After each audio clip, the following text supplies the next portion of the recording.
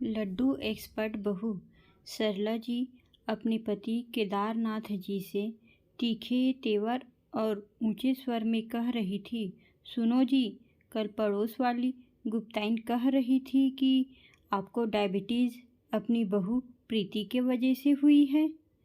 अरे प्रीति बहू का इसमें क्या दोष, केदारनाथ जी ने कहा।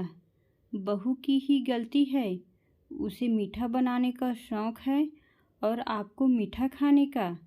सरला जी ने मुंह फुलाते हुए कहा, नहीं सरला, मैं ही अपने खान पान का ध्यान न रख सका और यह डायबिटीज़ कोई थोड़े दिनों के खान पान का नतीजा नहीं है। यह तो लंबे समय से गलत दिनचर्या और उल्टे सीधे खान पान का परिणाम है और आजकल तो यह बड़ी फैली हुई समस्या है। अमूमन लोगों को हो ही जाती है। बहू को इसका दोष देना गलत है। इत्तेफाक से कमरे के बाहर खड़ी प्रीति के कानों में ये सारी बातें पड़ गई।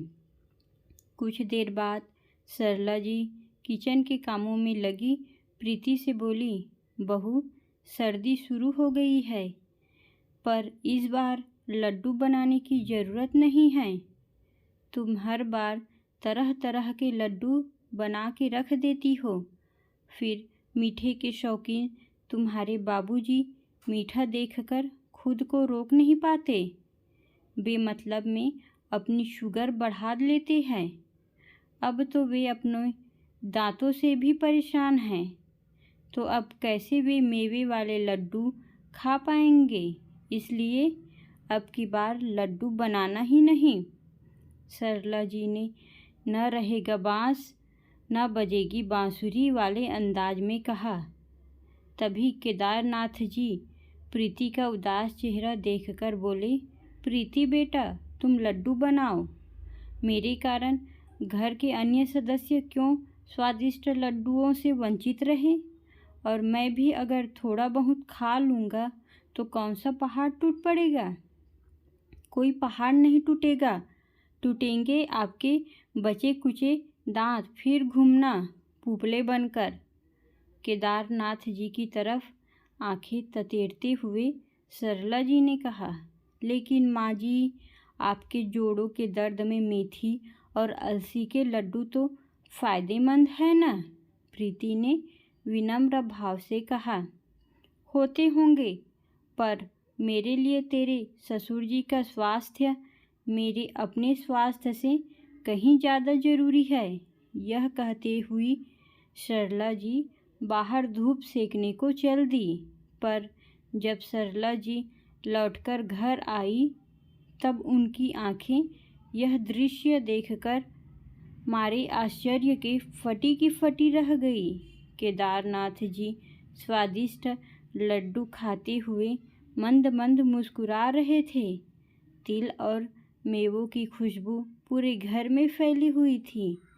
यह देखकर सरला जी का गुस्सा 7वें आसमान पर पहुंच गया। प्रीति, यह क्या है? मेरी मना करने पर भी तुमने लड्डू बनाए? अरे शांत हो जाओ सरला जी, यह लड्डू बहू ने नई रेसिपी से बनाए हैं, एकदम शुगर फ्री। लड्डुओं का स्वाद मुंह में घोलते हुए केदारनाथ जी ने कहा।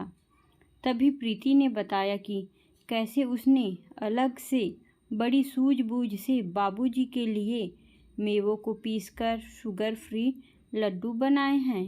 माँ जी, बाबूजी का मन भी तो तरह तरह की चीज़ें खाने का होता होगा ना, बस यही सोचकर मैंने लड्डू बना दिए। प्रीति ने धीमे स्वर में अपनी बात कही। फिर क्या, सरला जी अपनी बहू की समझदारी की मुरीद हो गई और हर तरह का एक एक लड्डू लेकर बाहर को चल दी। कहाँ जा रही हो भाग्यवान? केदारनाथ जी ने पूछा। जा रही हूँ उस गुप्ताइन को ये सेहत से भरे लड्डू खिलाने और साथ में यह भी बताने कि हमारी लड्डू एक्सपर्ट बहू हर तरह के लड्डू बनाना जानती है और हमारी बहू से ज़्यादा हमारे स्वास्थ्य का कोई ख्याल नहीं रख सकता।